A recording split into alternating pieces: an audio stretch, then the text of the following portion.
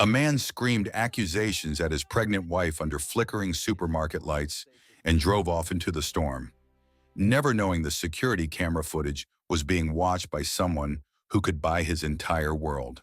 Hello, beloved family. I pray heaven wraps its arms around every woman who's been dismissed when she told the truth, shamed when she needed support, or abandoned when she needed shelter most.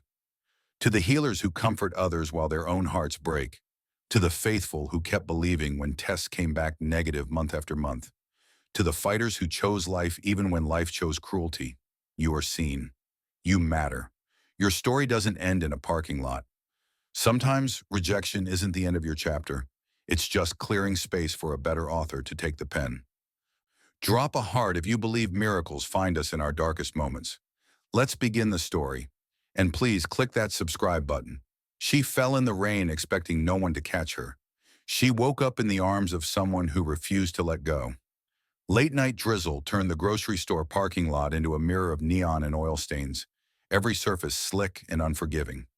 Jennifer Brooks stood in the glow of a buzzing store sign that kept threatening to die completely, feeling like she might do the same. Her fingers were cramped around a medical folder she'd been carrying for 3 hours, waiting for the right moment. There would be no right moment. 28 years old, 5 years married, 3 years trying, one positive test hidden in her purse. She'd rehearsed this a dozen ways during her shift at the hospital, over dinner, in bed, on a walk. She never imagined doing it next to someone's abandoned shopping cart in wet scrubs that smelled like antiseptic and fear. Stephen leaned against their rust-spotted sedan, arms crossed, already angry about something she hadn't said yet. "Can we talk before you head home?" Her voice came out smaller than she intended. He didn't look at her, just watched puddles form around his work boots, jaw working like he was chewing on words he didn't want to swallow. "Make it quick. I'm dead on my feet." Jennifer's fingers left damp prints on the folder as she pulled out the clinic paperwork, the ultrasound printout still crisp and official. "I went to the doctor today. Stephen, I'm pregnant.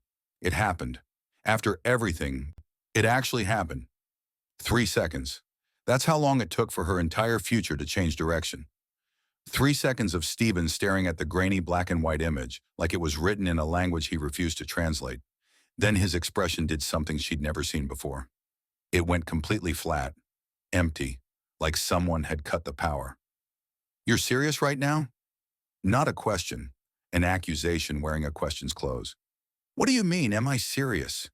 "Stephen, this is what we've been praying for. Stop." He held up one grease-stained hand. "Just stop. You think I don't pay attention?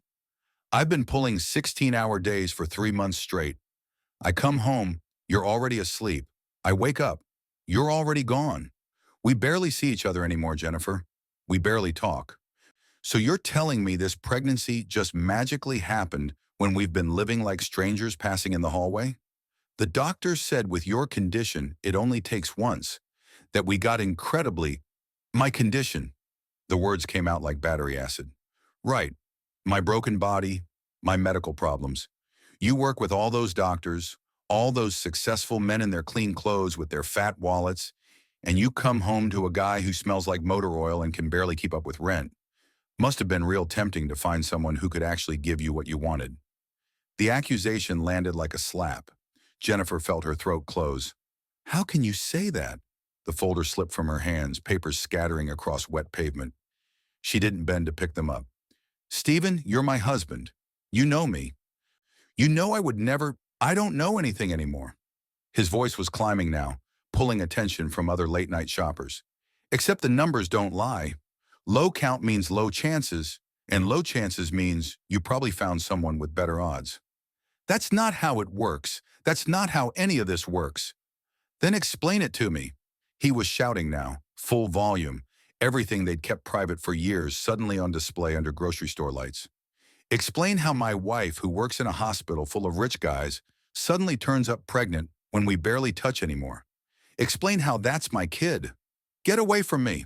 Stephen was already moving, yanking her battered suitcase from the back seat, the one she'd packed for the overnight shift she'd just finished. He threw it down hard enough that the zipper split, spilling scrubs and toiletries across the asphalt. Go find whoever you've been with. Go tell him the good news. But don't stand here and insult my intelligence. Stephen, I said get away from me. Jennifer watched him get in the car, engine roaring to life, headlights cutting through rain. For 5 years, she'd loved this man, helped him through layoffs and family deaths, and the humiliation of those fertility appointments. She thought she knew every version of him, angry, sad, scared, hopeful. She'd never met the man who could leave her standing in a storm with their child growing inside her and drive away without looking back. The taillights disappeared around the corner. The ultrasound image floated in a puddle near her feet, already dissolving. Jennifer's hands found her stomach, protective, instinctive. She tried to lift the suitcase, but her arms had stopped taking orders. The parking lot tilted sideways. Sound got muffled and strange, like someone had wrapped the world in cotton. Through the rain and the fear and the dizziness, she saw a building she'd never noticed before. Brick, plain, with a small plaque by the door catching the light. Norwood Community House. Her knees made the decision before her brain did. Inside, a man she would later know as Gerald Norwood sat in a cramped office filled with security monitors, watching everything unfold in grainy black and white. He watched the argument, the thrown suitcase, the car driving away. He watched a pregnant woman collapse in his parking lot. Other people might have called 911 and gone back to their paperwork. Gerald Norwood grabbed his jacket and ran into the rain. Gerald Norwood's coffee had gone cold an hour ago, but he kept the mug in his hand anyway, something to grip while he cycled through security feeds that usually showed nothing more dramatic than teenagers sneaking cigarettes behind the dumpster. Tonight was different. He'd watched the whole thing unfold on Monitor 3. The arguing couple, the woman's body language screaming desperation, the man's rage visible even in black and white pixels. Gerald had reached for the phone twice to call someone, security, staff, anyone, but his hand wouldn't complete the motion. Something kept him frozen, watching. When the car pulled away and the woman crumpled to the pavement near his building's entrance, Gerald's world fractured into two timelines. Present. A pregnant stranger collapsing in the rain outside Norwood Community House. Past, his wife, 8 months pregnant, lying on wet asphalt under streetlights while paramedics worked, and Gerald screamed her name into the indifferent night. Different woman. Different rain. Same terror. This time he could move. Gerald grabbed his weather jacket from the back of his chair and ran. The rain hit harder than it looked through the monitors. Cold, mean, the kind that soaked through clothes in seconds. Jennifer lay curled on her side near the glass doors, one hand still clutching her stomach, the other stretched toward the scattered contents of her suitcase like she'd been trying to gather dignity she could carry with her. Gerald dropped to his knees beside her, fumbling for the pulse point at her wrist with shaking hands. There, faint but steady. Her lips were moving, forming words he couldn't hear over the rain. He leaned closer. Baby, please, protect the baby. The words cracked something open in Gerald's chest that he'd kept sealed for 2 years. He'd built this shelter, funded it with money that felt meaningless after his wife died, filled it with staff and resources and everything except the one thing that mattered. Actually showing up. Actually being present when someone fell. Not this time. I've got you, he said it aloud even though she couldn't hear him. I've got you both. Gerald slid his arms beneath her shoulders and knees, lifting carefully. She weighed almost nothing, too light for someone who should be nourishing a life inside her. Her head lolled against his shoulder, hospital scrubs soaked through and reeking of rain and parking lot grime. He carried her through the glass doors into the warmth of the community house's front lobby, leaving wet footprints across tile that his maintenance staff had probably just cleaned. Didn't matter.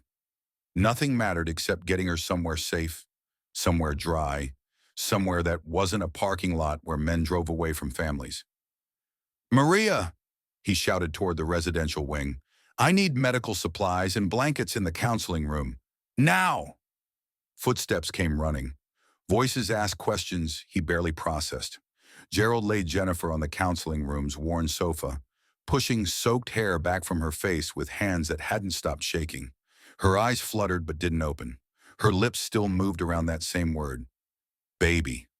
The baby's going to be fine, Gerald whispered, even though he had no medical training and no right to make promises. You're both going to be fine. I'm not going anywhere.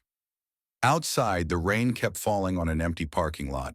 Stephen Brooks' taillights had long since disappeared into the storm, heading toward a life that would never include this moment, this choice, this woman he'd thrown away.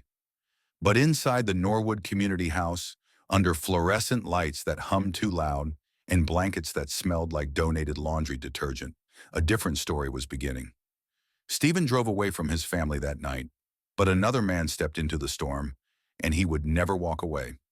Jennifer woke to kindness, which felt more disorienting than the headache. Soft yellow lamplight instead of fluorescent hospital glare. A handmade quilt tucked around her shoulders that smelled like lavender and fabric softener.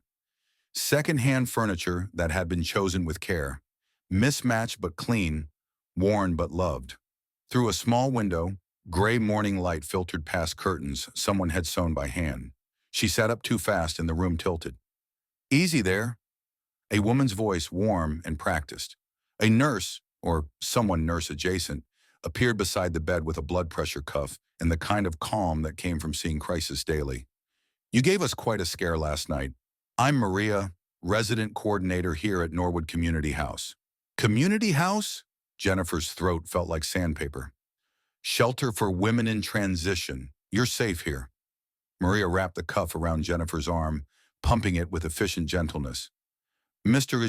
Norwood brought you in himself during the storm, carried you straight through the lobby, soaking wet, demanding we check on the baby first." "The baby." Jennifer's hand flew to her stomach, panic spiking. "Still there, Mama, heartbeat strong, but you need rest, fluids, and a whole lot less stress." Maria's expression shifted into something fiercer. "Whatever happened last night, it doesn't happen again. Not while you're under this roof." Gerald appeared in the doorway an hour later, holding a tray with toast and weak tea like he'd learned the gesture from a manual. He changed into different clothes, a faded pullover and jeans that suggested thrift store or back of the closet, nothing that screamed wealth.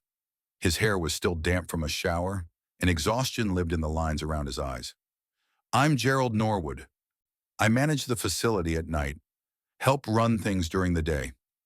He set the tray on the bedside table, careful not to intrude too far into her space. "How are you feeling?" "Like I shouldn't be here." Jennifer pulled the quilt tighter, shame crawling up her neck. "I need to get back home.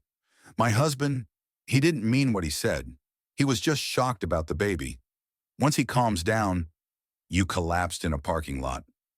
Gerald's voice stayed even, but something sharpened beneath it. "Your blood pressure was dangerous. The baby's okay today, but if you go back to that situation..." "You don't understand." Defensive walls went up automatically. "Stephen's a good man. He works hard. We've been trying for years to get pregnant, and when it finally happened, he panicked. That's all." Gerald watched her with the expression of someone who'd heard these exact words 100 times before. He didn't argue, just nodded slowly. "Stay the day, rest. Make decisions when your head's clearer." He moved toward the door, then paused. "And Mrs. Brooks? Good men don't leave their pregnant wives in storms." 5 years earlier, Stephen Brooks had fixed Jennifer's car for free when she'd rolled into his garage with no money and a check engine light that wouldn't quit. He'd been funny, self-deprecating, called himself just a grease monkey with decent hands. 3 dates later, she knew she'd marry him. 2 years into marriage, they'd started trying. A year after that, the test came back. Stephen's count was low, borderline. Their doctor used words like challenging and not impossible, while Stephen sat stone-faced in the plastic chair, his shame filling the exam room like humidity. 18 months of disappointment, negative tests, empty nurseries in their minds, prayers that felt like they hit the ceiling and fell back down. 3 weeks ago, Jennifer had stared at the positive test in a hospital bathroom during her break, hands shaking so hard she nearly dropped it. She'd planned the perfect reveal: dinner, candles, the ultrasound photo tucked inside a card. She never got to light the candles. That evening, Jennifer lay awake listening to the shelter breathe around her. Footsteps in hallways, quiet conversations, a child laughing somewhere distant.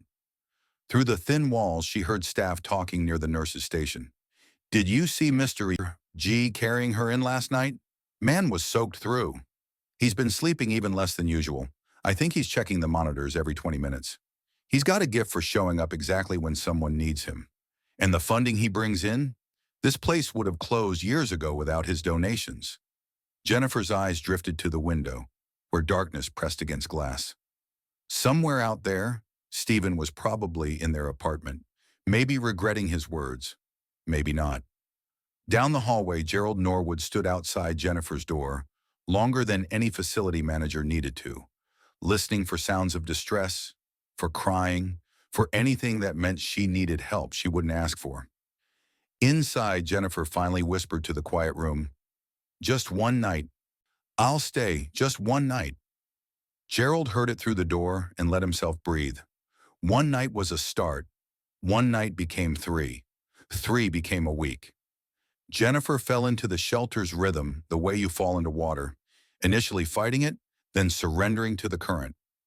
Mornings meant group breakfast in the communal kitchen, women with stories they wore like weather-beaten coats passing toast and coffee and small mercies. Jennifer helped fold donated clothes in the afternoon, sorted canned goods, learned which residents needed space and which needed conversation. The work was simple, physical, the kind that lets your mind rest. Gerald was everywhere and nowhere, a presence that materialized when something needed fixing or someone needed help, then vanished before gratitude could be properly expressed. And he carried boxes too heavy for pregnant women without being asked, fixed the leaky ceiling in the children's playroom with tools that looked too expensive for a shelter director's salary, showed up with bags of fresh fruit every few days, claiming the grocery store had a sale when everyone knew the organic produce never went on sale. On Thursday, he appeared at Jennifer's door with a plate of plain crackers, ginger tea, and sliced green apples arranged with the awkward precision of someone following instructions. I Googled it." He wouldn't meet her eyes. "Pregnancy-safe foods for morning sickness. The internet said bland was better. And ginger. Is ginger okay? I should have asked first." "Gerald." Jennifer took the plate, something warm and unfamiliar unfurling in her chest. "Thank you." He nodded once and left before she could say anything else. The nightmare came on a Tuesday night. The parking lot, the rain, Stephen's taillights disappearing, her hands empty where they should have held ultrasound photos. Jennifer woke gasping, one hand pressed to her stomach, the other clutching sheets damp with sweat. She stumbled to the door, needing air, needing proof she wasn't still lying on wet asphalt. Gerald sat in a folding chair in the hallway outside her room, reading something on his phone by dim emergency lighting. They stared at each other. "Boiler's been making noise," he said finally. Wanted to keep an ear on it. The boiler was 2 floors down. They both knew it. Jennifer lowered herself to sit against the doorframe, too tired to go back to bed, too shaken to be alone. Gerald didn't move, didn't ask questions, just sat there like a lighthouse, steady, silent, present. "I used to love storms," Jennifer said to the empty hallway. "Stephen and I would sit on our apartment fire escape and watch the rain, before everything got hard." "The fertility treatments?" She nodded. "Every negative test felt like losing someone we'd already started loving. Stephen took it personally, like his body failing meant he was failing." Gerald was quiet for a long moment. "What do you do? At the hospital, I mean." "Maternity ward nurse, labor and delivery." The irony wasn't lost on her. "I helped bring other people's miracles into the world while mine kept not happening." "That must have been brutal." "Yeah." Jennifer pulled the blanket tighter around her shoulders, but also hopeful, watching families begin, even when mine felt stuck. "What about you? What brought you to this?" She gestured at the shelter around them. Gerald's expression shifted into something distant and careful. "Business stuff mostly. Made some money, needed somewhere to put it that mattered." He didn't elaborate. "This place, it's for people who deserve a second chance," which is everyone, by the way, in case you were wondering if that includes you. Jennifer felt tears threatening and blinked them back. You don't even know me. I know enough. Gerald stood, folding the chair with quiet efficiency. I know you're still here, still fighting, still protecting that baby even though the world just got a lot harder. That tells me everything. He disappeared down the hallway before she could respond, leaving Jennifer sitting in the doorway, wondering how a stranger's words could feel more like home than her own husband's ever had. 40 miles away, Stephen Brooks sat in their apartment, surrounded by empty takeout containers and the deafening silence of Jennifer's absence. His phone glowed with 47,000 views on a video he wished had never been filmed. The baby isn't mine. Man dumps pregnant wife in parking lot, caught on camera. The comments were vicious. His mother called daily, insisting Jennifer had trapped him. His best friend Marcus kept saying he dodged a bullet. But late at night, when the apartment was too quiet and the guilt too loud, Stephen called hospitals using a fake story about looking for his sick wife, hoping someone would tell him she was alive, that the baby was okay, that he hadn't destroyed the only good thing he'd ever built. In her small shelter room, Jennifer opened a donated journal someone had left on her nightstand. Floral cover, blank pages, the kind of gift that said, "Your story matters." She wrote one sentence before exhaustion took her. The baby's father left us in a storm, but the stranger who found us, he stayed. And I think he might be the first man who ever really saw me. Down the hall, Gerald checked the security monitors one last time before trying to sleep. The boiler was fine. It always had been. The phone call came from Rachel, a labor and delivery nurse Jennifer had trained 3 years ago, well-meaning, but never great at keeping secrets. Jen, your husband's been calling the ward asking about you. He sounds really worried. I maybe accidentally mentioned you were staying at a shelter near Fletcher Street. I thought he should know you're safe. Stephen showed up 20 minutes later. Jennifer heard him before she saw him, his voice carrying through the shelter's front hallway, like something sharp and inevitable. I'm looking for my wife, Jennifer Brooks. I know she's here. Maria's calm, professional response. Sir, we can't confirm or deny. Don't give me that privacy policy garbage. My pregnant wife is in there, and I have a right. Jennifer stood frozen in the communal kitchen, tea going cold in her hands, every muscle in her body remembering the parking lot. Love and terror tangled in her throat. Part of her wanted to run to him. Part of her wanted to run away. She stayed locked in place, unable to choose either. Then Gerald's voice cut through the commotion, quieter than Stephen's but somehow heavier. You need to lower your voice. There are children in this building, pregnant women, people trying to feel safe. Jennifer moved without deciding to, drawn toward the confrontation like a moth to something that might burn her. She reached the hallway entrance just as Stephen and Gerald faced each other near the front desk. Two men separated by more than just physical space. Stephen in his work clothes, grease still under his nails, desperation making him larger and louder than his frame suggested. Gerald in his plain sweater and jeans, positioned between Stephen and the residential wing, immovable as a wall built from quiet conviction. Who are you supposed to be? Stephen's voice dripped contempt. The fake hero? The shelter knight in second-hand armor? I'm the person asking you to respect the rules here. Rules? You're harboring another man's wife. My wife? That's kidnapping. That's safety. Gerald didn't raise his voice. Didn't need to. And she's free to leave anytime she chooses. Are you free to treat her with respect? Because from what I saw in the security footage, you've been watching her? Stephen took a step forward, fist clenching. What kind of sick operation are you running? Stephen. Jennifer's voice cracked the tension like glass breaking. Both men turned. She stood in the hallway entrance, one hand on her belly, the other gripping the doorframe for support. She looked smaller than she had 3 weeks ago, but somehow steadier. Stephen's face transformed, anger melting into something that might have been relief or might have been fear. Jen, baby, thank God. Come on, let's go home. We need to talk about, I'm not ready. 3 words, quiet, final. What do you mean you're not ready? Stephen moved toward her, and Gerald shifted position, not blocking but clearly present. Stephen's eyes flashed. You're choosing to stay here? With him? This is exactly what I said would happen. You found someone with money? I found somewhere safe, Jennifer interrupted, her voice stronger now.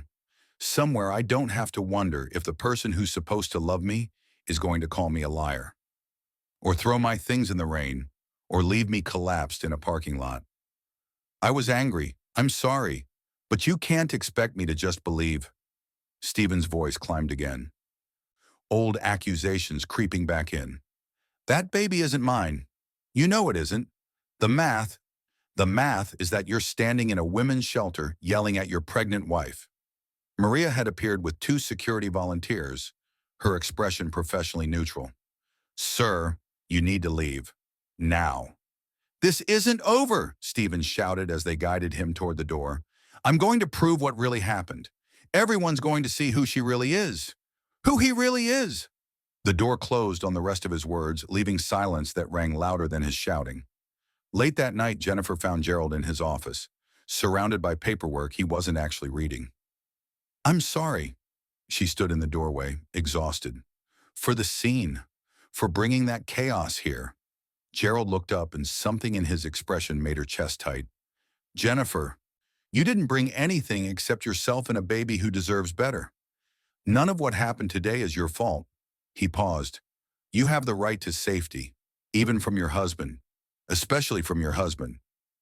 She nodded, not trusting her voice, and left before tears could fall. Across the street, sitting in his dented sedan under a broken streetlight, Stephen watched the shelter's lit windows. His hands gripped the steering wheel until his knuckles went white. He'd seen the way that man, Gerald, whatever his name was, had positioned himself. Protective, possessive. He'd seen the way Jennifer looked. Scared, yes, but not of the shelter. Of him. Stephen started the engine, but didn't drive away yet. Just watched. Waited. This wasn't over. Not by a long shot. Gerald went to the supermarket at midnight because that's when the ghosts were quietest. The parking lot looked different in darkness. Sodium lights casting everything in amber, the rain-slicked asphalt reflecting nothing but emptiness. He parked in the same spot he'd parked 3 years ago, when his phone had rung with news that shattered time into before and after. 3 years earlier, this parking lot had been the last place his wife stood alive. Caroline Norwood, 8 months pregnant, had stopped for groceries on her way home from a fundraiser. Simple errand. Should have taken 20 minutes. Their last conversation had been an argument.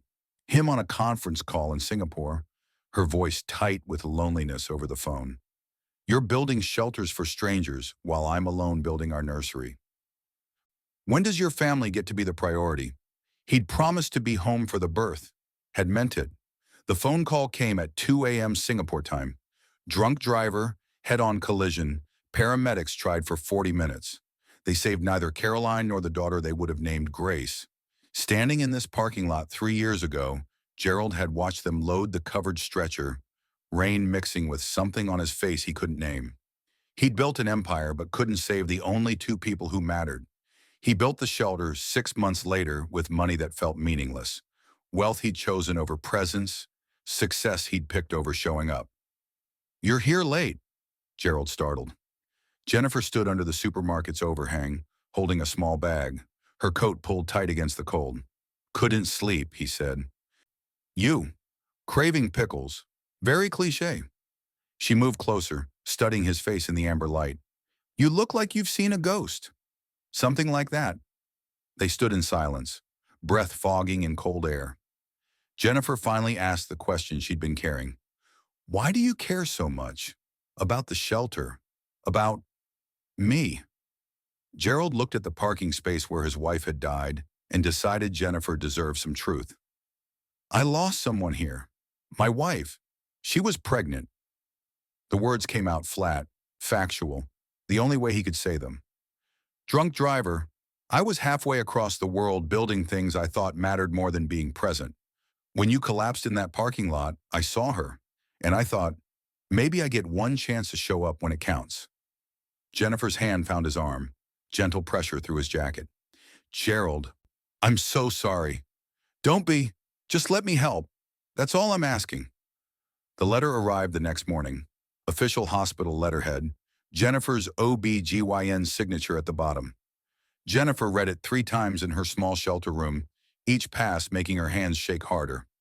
Updated fertility panel results indicate severe oligospermia, extremely low sperm count, in patient's partner. Current pregnancy represents statistically rare conception event, estimated probability 2 to 5% per cycle. Recommend genetic counseling and discussion of future family planning options, given low likelihood of repeat natural conception. The medical terminology translated simply, Stephen was almost certainly the father. The pregnancy he'd denied was the miracle he'd stopped believing in. His accusations had been rooted in wounded pride, not facts. In fear of inadequacy, not evidence. He'd thrown away the one thing his body had managed to create. Jennifer sat on her bed, holding the letter, feeling vindicated and devastated in equal measure. She'd been telling the truth. The baby was his, and he'd called her a liar anyway. A knock interrupted her spiral. Gerald stood in the doorway, reading her expression with careful attention. Bad news? Confirmation. Medical confirmation that Stephen, her voice cracked, that he was wrong about everything. Gerald listened as she explained, never interrupting, just present in that way he'd mastered. Would a second opinion help? He offered quietly, or someone to talk through this with, a counselor who specializes in, you'd pay for that? I'd pay for whatever you need to feel certain, to feel believed. He stayed in the doorway, careful with distance, with propriety. You shouldn't have to carry this alone. Jennifer looked at this man who'd found her in a parking lot haunted by his own tragedy, who'd chosen to show up when showing up cost him sleep and peace, and probably pieces of his heart he couldn't afford to give. Thank you, she whispered. Gerald nodded and left before the moment could become something neither of them was ready for. Behind closed doors, he leaned against the hallway wall and reminded himself, she's vulnerable. She's healing. You keep your distance. Even if distance was the last thing his heart wanted anymore. Stephen's story spread like oil on water. Fast, toxic, impossible to contain. It started at Murphy's Bar, 3 blocks from his garage, where mechanics and construction workers gathered after shift. Stephen nursed cheap beer and told anyone who'd listen. His wife had abandoned him, run off with some rich guy she'd met at the hospital, was probably pregnant with the other man's child. She played me, he said, voice slurred with alcohol and self-pity. Worked at that fancy hospital with all those millionaire donors. Found herself an upgrade. His buddy Marcus recorded part of the rant, posted it with the caption, when your wife leaves you for a billionaire. My boy Stephen keeping it real. The video found its way to Claire Montgomery, a local blogger who ran Metro T, a gossip site that thrived on scandal. She recognized Gerald from a 3-year-old business article, Tech Mogul turns philanthropist after personal tragedy. She made one phone call to confirm.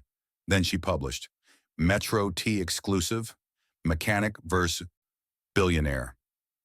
Did Gerald Norwood steal a working man's pregnant wife? Sources confirm that Gerald Norwood, founder of the Norwood Group, estimated net worth $3.2 billion, has been sheltering Jennifer Brooks, the pregnant wife of local mechanic Stephen Brooks, at his privately funded community house. Brooks claims Norwood used wealth and influence to lure his wife away during a vulnerable moment. I'm just a guy trying to make rent, Brooks told our source. How am I supposed to compete with a billionaire? The story exploded overnight. By morning, news vans lined the street outside Norwood Community House. Paparazzi with long lenses waited like vultures.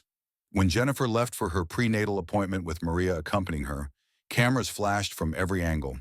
Gerald, who'd been checking the building's back entrance, appeared in the background of half the photos, close enough to look protective, far enough to fuel speculation.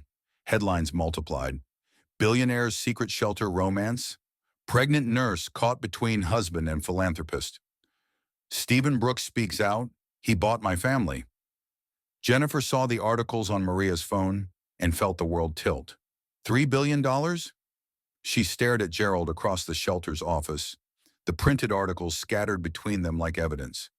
You're worth $3 billion and you let me think you were just, what? A hands-on manager?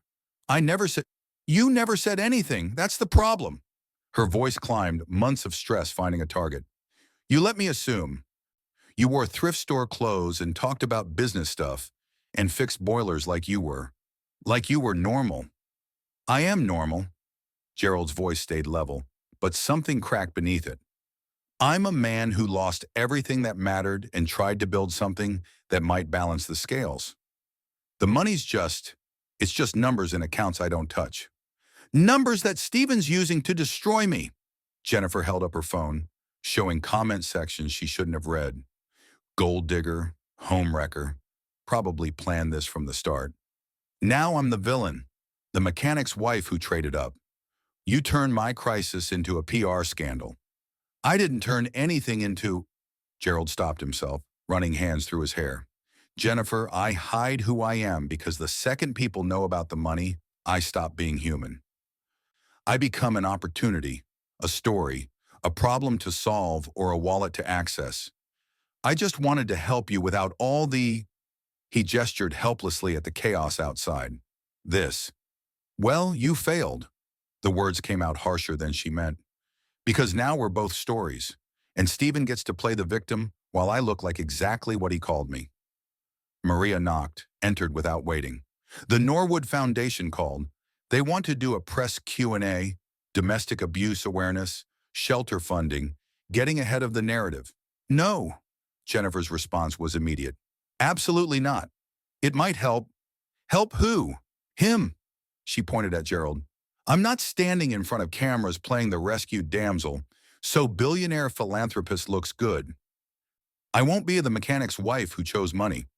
I won't give Stephen that satisfaction. Gerald met her eyes and she saw something there that looked like understanding and hurt combined. Then don't, he said quietly. The offer stands if you change your mind, but I won't ask you to fix my mistakes. He left the office, closing the door with careful gentleness. Outside, cameras kept clicking. Inside, Jennifer sat surrounded by headlines that turned her truth into entertainment. The Norwood Foundation conference room held 200 seats and 3 times as many expectations. Journalists, local officials, domestic violence advocates, and curious onlookers filled every available space. Cameras lined the back wall like a firing squad. Jennifer sat in the 3rd row, 5 months visibly pregnant now, wearing donated business casual that didn't quite fit. She'd changed her mind that morning, not for Gerald, not for the foundation, but because silence was starting to feel like agreement with lies. Gerald stood at the podium, uncomfortable in the suit his assistant had insisted on, reading from notes he kept losing his place in. The Norwood Community House serves an average of 43 women and children monthly. Our mission is simple: provide safety, resources, and dignity to those in crisis. We don't ask questions about who's to blame.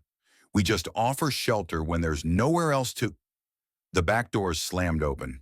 Stephen Brooks stormed down the center aisle, pointing at Gerald like a weapon. You want to talk about crisis? Let's talk about how you stole my wife, how you used your billions to buy my family. The room erupted, cameras swiveling, phones raised, journalists scribbling. Security moved toward Stephen, but not fast enough. He'd reached the front, close enough that spit flew with his words. This man, Stephen's voice cracked with practiced desperation. This billionaire found my pregnant wife at her lowest moment and manipulated her with money and promises. I'm just a mechanic trying to get my family back, and he's the reason I'm alive. Jennifer's voice cut through the chaos like a blade through water. She stood, one hand on her belly, the other gripping the seat in front of her for balance. Every eye turned. She walked to the front slowly, heavily, visibly carrying the weight Stephen had denied. Gerald moved aside without a word, offering her the microphone with a question in his eyes. She took it. My name is Jennifer Brooks. Her hands shook, but her voice held. And I'd like to tell you what actually happened. Stephen started to speak. She held up one hand. 5 months ago, I told my husband I was pregnant. We'd been trying for 3 years. It was a miracle. She paused, letting that word land. His response was to scream, loud enough for strangers to record, "The baby isn't mine." He called me a liar, a gold digger. Then he threw my suitcase in a parking lot and drove away while I was collapsing. Murmurs rippled through the crowd. Stephen's face went red. Gerald Norwood found me on the ground outside his shelter. He carried me inside. He made sure the baby was okay. He asked for nothing. Her voice strengthened.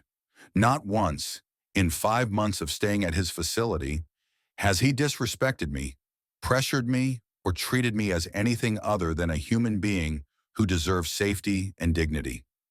She pulled folded papers from her pocket, medical records she shouldn't be sharing but needed to. These are fertility test results. They confirm that my husband has severe oligospermia, a condition that made this pregnancy statistically unlikely but not impossible. Medical probability suggests this baby is his, a rare miracle he rejected because his pride mattered more than his family. Stephen lunged forward. "You lying!" Security grabbed him. The room's energy shifted, sympathy draining from Stephen like water through a broken dam. Some attendees actually booed as he was escorted out, still shouting accusations that no one was listening to anymore. Jennifer handed the microphone back to Gerald, suddenly exhausted. "That's my story. Believe what you want." Backstage, in a quiet room that smelled like old coffee and anxiety, Gerald found her sitting with her head in her hands. "You didn't have to do that." "I did." Jennifer looked up, eyes red but clear. "I was tired of being everyone else's story." He sat beside her, careful to leave space between them. "For what it's worth, you were magnificent. For what it's worth, you're still a terrible liar about the boiler." Gerald laughed. Brief, surprised, real. "The worst." They sat in silence that felt less like uncertainty and more like potential. The question of what they were to each other hung in the air, unasked and unanswered. But for the first time, it felt like a question that might have a future worth waiting for. The pain woke Jennifer at 4 a.m., sharp, wrong, the kind that meant something was seriously wrong with the pregnancy. She fumbled for the light switch, saw blood, and felt terror override every other thought. "Help!" she whispered to the empty room. Then louder, "Help!" Maria reached her first, took one look, and grabbed her phone. "I'm calling Gerald, and 911. "Gerald's not. He doesn't need to. He made me promise I'd call him first if anything happened. Ever." Maria was already dialing. "Argue with me later." He arrived before the ambulance, still in pajama pants and an inside-out sweater, eyes wild with the same fear Jennifer felt. He didn't ask permission, just helped her to his car, while Maria handled the paramedics' redirect. "Stay with me," Jennifer whispered as he drove too fast through empty pre-dawn streets. "Not going anywhere, I promise." The hospital moved in controlled chaos. Nurses, monitors, forms thrust at Jennifer, while pain made words difficult. A doctor with kind eyes and terrible news. Placental abruption, baby in distress, need to deliver now. "We need consent for emergency intervention. Is there a partner we should contact? Father of the baby?" Jennifer looked at Gerald standing against the wall, looking like he might shatter. "He's here," she said. "Gerald, can you? If something happens to me, if they need someone to make decisions." Understanding flooded his face along with something that might have been terror or might have been love. "You want me to? Please." Her voice cracked. "You're the one who stayed. You're the one I trust. If anything happens, nothing's happening to you." Gerald moved to her side, took her hand. "But yes, whatever you need. I'm here." The paperwork was signed with shaking hands.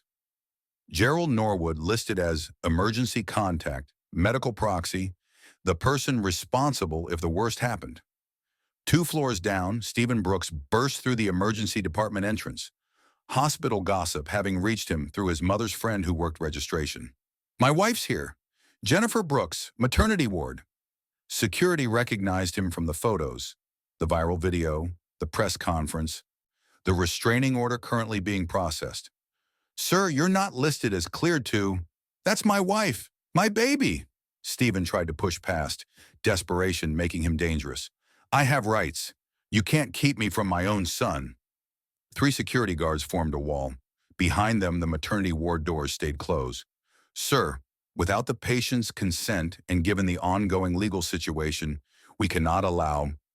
Stephen's shouts echoed down sterile hallways, loud enough that nurses exchanged looks.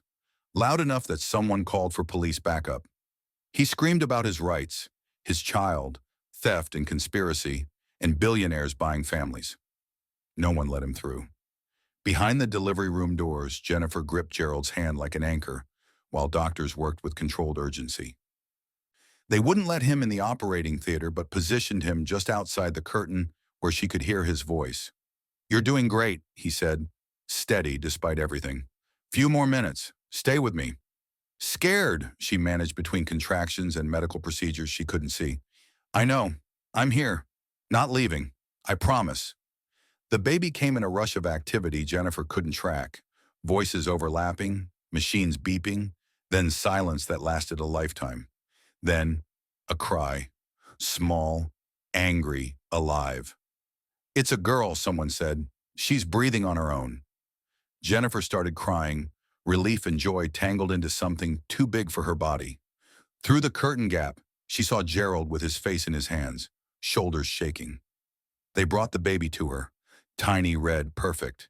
And Jennifer's first thought was, she's alive. Her second thought, looking at Gerald's face as he saw the child for the first time, he stayed. He actually stayed. Downstairs, security was still blocking Stephen from an elevator. But upstairs, a different man was meeting a daughter he hadn't made, but was already choosing to love. 6 months changed everything and nothing. Jennifer and baby Lily occupied the east wing of Gerald's coastal home, a sprawling property that managed to feel warm despite its size, full of windows that let in ocean light and rooms Gerald had slowly filled with donated cribs and changing tables, and books about parenting he read like textbooks. He was everywhere in the best way. 3 a.m. feedings while Jennifer recovered, walking the property with Lily in a stroller, making terrible jokes to a 6-month-old who couldn't understand them, but smiled anyway. He'd learned to change diapers with the focused intensity he'd once applied to board meetings, treated tummy time like a sacred ritual, and kept a notebook tracking feeding schedules and developmental milestones. He was unmistakably in love, with the baby, with the life they'd built, maybe with Jennifer, though neither of them had named it yet. He still maintained careful boundaries, separate wings, respectful distance, nothing that presumed a future Jennifer hadn't explicitly chosen. But the way he looked at them both suggested a man already building forever in his head.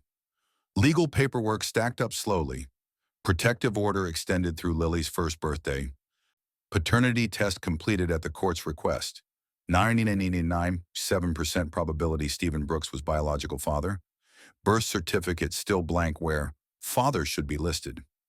Jennifer's lawyer explained she could wait, could let the courts decide, could keep that line empty until she knew what Lily's future actually looked like. She kept it blank. Stephen's life collapsed in stages, slow at first, then catastrophically. The garage lost clients who'd seen the videos, read the articles, decided they didn't want their cars fixed by that guy who abandoned his pregnant wife. Revenue dried up. Stephen turned to drinking, then to bar fights that led to an arrest for assault. He lost the apartment when rent went unpaid, moved in with his mother who couldn't look at him without disappointment. He watched Jennifer's press conference speech on repeat until he'd memorized every word, especially the parts about miracles rejected and pride chosen over family. The video of himself screaming in that parking lot had 2.3 million views. The comments called him every name he deserved. Late at night, sober enough to hurt, he Googled photos of Gerald holding a baby that was genetically his, but would never call him dad. The afternoon Stephen appeared at Gerald's gates, he looked like someone who'd been hollowed out and poorly reassembled. 30 pounds lighter, eyes shadowed, carrying everything he owned in a backpack. Security called the main house. Gerald answered, listened, then found Jennifer in the nursery where Lily napped in afternoon light. Stephen's at the gate, asking to see the baby, just once. Gerald's voice was carefully neutral. "I can send him away, your choice entirely." Jennifer looked at her daughter, Lily's tiny fist curled near her face, dark hair, features that held traces of Stephen's jaw, and Jennifer's nose, and something entirely her own. What did he say? Exactly. That he needs to know she's alive and well, that he watches your speech on repeat, that he hates who he was. Gerald paused. He looks broken, Jennifer. But that doesn't mean you owe him anything. Jennifer stood at the window overlooking the driveway, where Stephen waited like a ghost of the man she'd married. Supervised, 1 hour. He doesn't get to hold her yet. Her voice was steady. And you stay in the room. The whole time. Gerald nodded. Whatever you need. Jennifer lifted sleeping Lily, feeling her warm weight, and thought about the man who'd thrown them both away and the man who'd carried them home. Let him in, she said. It's time he saw what he lost. They met in the sunroom, glass walls letting in coastal light, Lily sleeping in a bassinet between Jennifer and Gerald like a small breathing promise. Maria sat quietly in the corner, witness and protection both. Stephen stood in the doorway looking at his daughter for the first time, and something in him visibly broke. She's beautiful, he whispered. She is. Jennifer's voice was steady. And you need to hear some things before you get any closer. Stephen nodded, lowering himself into a chair across from them, like a man approaching sentencing. You called me a liar, a gold digger. You screamed that this baby, Jennifer gestured to sleeping Lily, wasn't yours. Loud enough for strangers to record. You threw my things in the rain and drove away while I collapsed. Those are facts. I know. Gerald found me on the ground. He carried me inside. He was there for every ultrasound, every complication, every 3 a.m. feeding. He's been her father in every way, except biology. Stephen's eyes filled, but he didn't interrupt. I'm not asking you to understand. I'm telling you how this is going to work. Jennifer leaned forward, queenly in her certainty. You will not be listed on her birth certificate now. You may write letters, supervised, approved, that will be kept for Lily. When she's old enough, 16 or 18, she'll be told the whole truth. Who you are, what happened, and she'll choose whether she wants to meet you. That's more than I deserve. Stephen's voice cracked. My pride, my insecurity, I destroyed everything because I couldn't believe someone like you could love someone like me. I don't want forgiveness. I needed her to exist, to know she's safe. She is safe. She'll always be safe, because the man who stayed is the man who gets to be her father. Stephen looked at Gerald, who'd stayed silent through everything, protective but letting Jennifer lead. Take care of them, Stephen said, please. Every day, Gerald answered, I promise. After Stephen left, thinner, quieter, carrying a Polaroid photo Jennifer had allowed him to keep, Jennifer sat in the sunroom watching Lily sleep. Gerald knelt beside her chair, not quite proposing yet, but clearly building toward it. You've been here for everything, Jennifer said softly. Every doctor's visit, every nightmare, every moment I needed someone to stay. You stayed. I'd like to keep staying. Officially. Gerald took her hand. I want to adopt Lily, legally, be her father in every way. And I'd like to ask if you'd marry me. Not because of money or obligation or fixing anything, but because you're home, both of you. You're the family I stopped believing I deserved.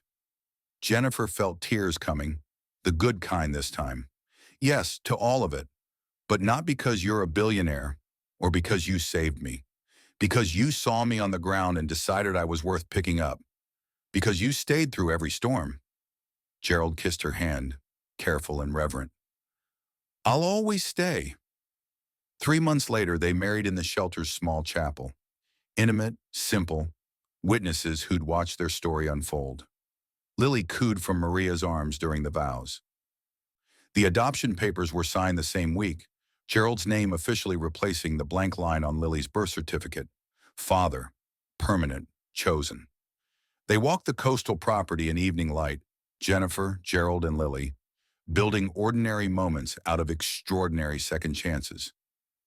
My beautiful family, remember this.